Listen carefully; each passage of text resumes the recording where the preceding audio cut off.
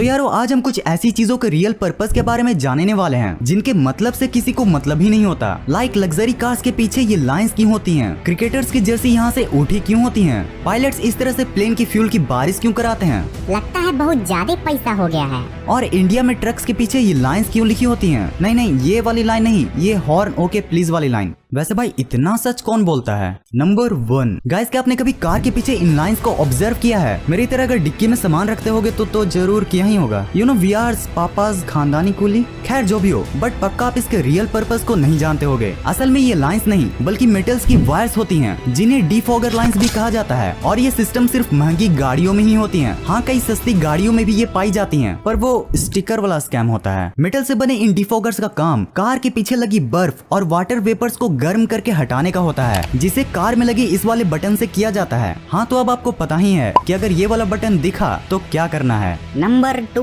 Guys, अगर आपने plane को ध्यान से ऑब्जर्व किया होगा तो आपने कभी न कभी प्लेन में लगे इन रंग बिरंगे लाइट्स को तो जरूर देखा ही होगा। मगर क्या आपने कभी सोचा है कि इनका रियल पर्पस क्या है? एक बार मेरे पापा ने भी ये सवाल मुझसे पूछा था और मेरे न बताने पर बोले थे, पूछ क्या?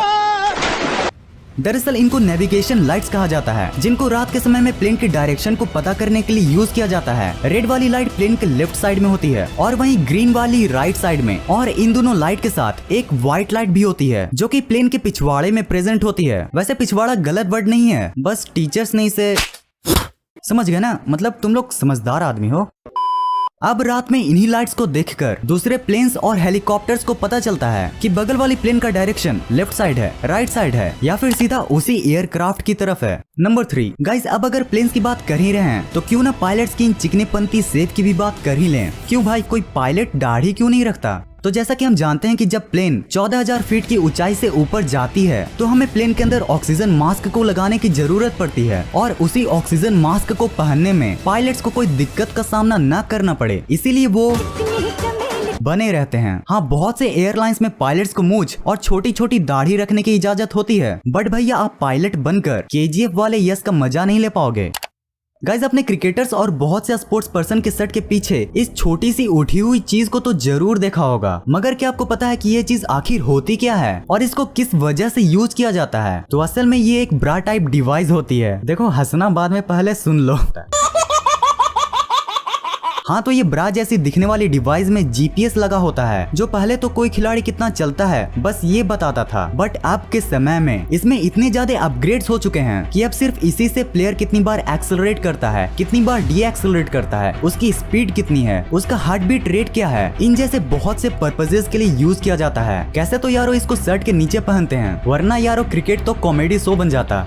नंबर 5 गाइज, अब मैं आपको जो क्रिकेट का एक फैक्ट बताने वाला हूँ ना, वो सच में बहुत ही ज्यादा इंटरेस्टिंग है। तो देखो, ये तो हमें पता ही है कि क्रिकेट में 3 स्टंप्स होते हैं, पर 3 ही क्यों, 2 या फिर 4 क्यों नहीं? तो यारो आपको जानकर ये शौक लगेगा कि पहले के क्रिकेट में 3 की जगह 2 स्टंप्स हुआ करते थे, जिनके बीच 6 इंच की दूरी हुआ करती थी और पहले दौड़कर रन लेने के लिए इन्हीं 6 इंच के अंदर बैट को डालना पड़ता था और अगर बॉल इन विकेट्स के अंदर से गुजरती थी तो आउट। मगर इसका एक बहुत ही बड़ा डिसएडवांटेज था और वो ये था कि कभी कभार बॉल इसके बीच से इतनी तेजी से गुजरती थी कि पता ही नहीं चलता था कि बैट्समैन आउट है या फिर नॉट आउट। और इसी प्रॉब्लम के सॉल्यूशन के रूप में 2 की जगह 3 स्टंप्स को इंट्रोड्यूस किया गया। वैसे तो हम जो क्रिकेट खेलते हैं उसमें तो आज भी 2 ही स्टंप्स यूज होते हैं, तीसरे स्टंप से अच्छा बॉल न खरीद लेंगे। नंबर 6 अगर आप स्काई स्क्रैपर्स वाले बिल्डिंग के फैन होंगे और अगर आपको इन बिल्डिंग्स के सीक्रेट को जानना बहुत पसंद है तो ये वाला फैक्ट सिर्फ आप ही के लिए है। कि आप जानते हो कि ये ऊंची ऊंची इमारतों में ये खाली फ्लोर्स को क्यों दिया जाता है? यारो, फ्लोर को खाली रखने में उन्हीं का तो नुकसान होता है, पर गाइस फायदा भी तो तब होगा ना जब वो बिल्डिंग कॉन्ट्रैक्ट से बच पाएंगे। दरअसल इन स्काई स्क्रैपर्स को बनाने से पहले एक बिल्डिंग कॉन्ट्रैक्ट को बनाया जाता है जिसमें स्काई स्क्रैपर्स की नंबर ऑफ फ्लोर्स की लिमिट को बता दी जाती है। अब इसी नंबर ऑफ फ्लोर की लिमिट से बचकर अपने स्काई स्क्रैपर्स को और ऊंचा दिखाने के लिए उनके मालिक इन फ्लोर्स को खाली छोड़ देते हैं। और दूसरा रीजन ये भी है कि ये खाली फ्लोर्स बिल्डिंग में लगी आग को भी फैलने से रोकते हैं। नंबर 7 अच्छा, आप जस्ट इमेजिन करो कि आप और आपका फ्रेंड बहुत संघर्ष करके एक पायलट बन गए। अब जब कैबिन में आप दोनों के लिए खाना आता है तब आप ऑब्जर्व करते हो कि आपके साथ तो भेदभाव हो रहा है। जहां आपके फ्रेंड को खाने के लिए पनीर टिक्का मिला, वहीं आपको सड़ा हुआ दलिया।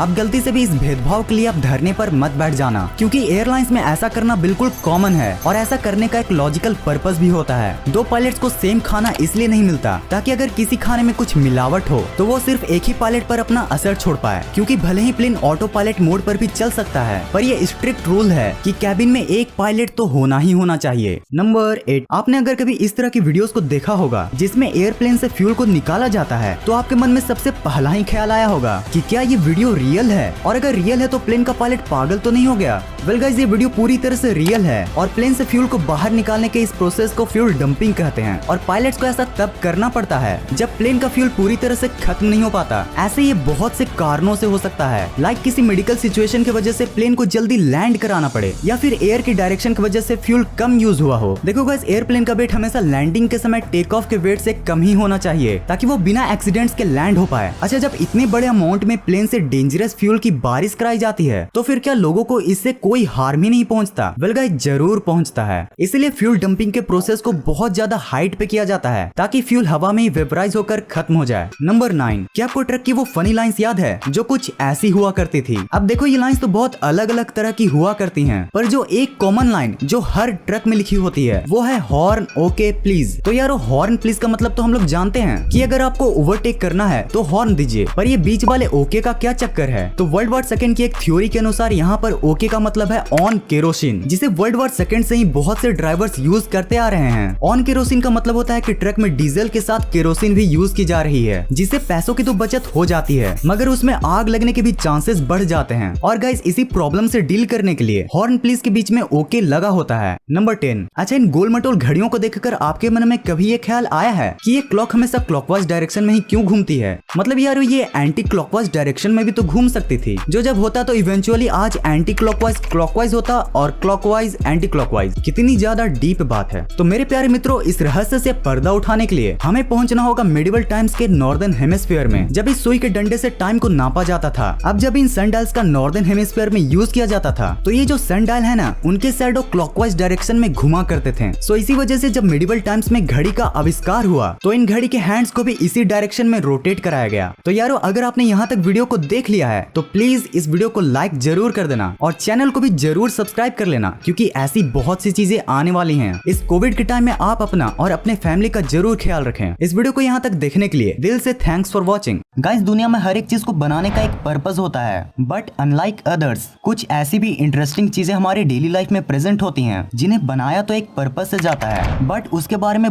गाइस आप शायद ही बिलीव करोगे, बट आप रोजाना ही ना जाने कितनी ही ऐसी अमेजिंग चीजों को देखते हो जिनके बारे में आप नहीं जानते हो, पर फिर भी उनके बनाने का एक बहुत ही मेन पर्पस होता है, जैसे कि इलेक्ट्रिकल प्लग्स में ये कट्स क्यों बनाए जाते हैं। गाइस, आज मैं आपको कुछ ऐसी चीजें दिखाने वाला हूँ जिनको देखकर आपका मूड पूरा रिफ्रेश हो जाएगा, क्योंकि आज इस वीडियो में हम 90s और 2000s की यादों के साथ उनके रिलेटेड कुछ ऐसे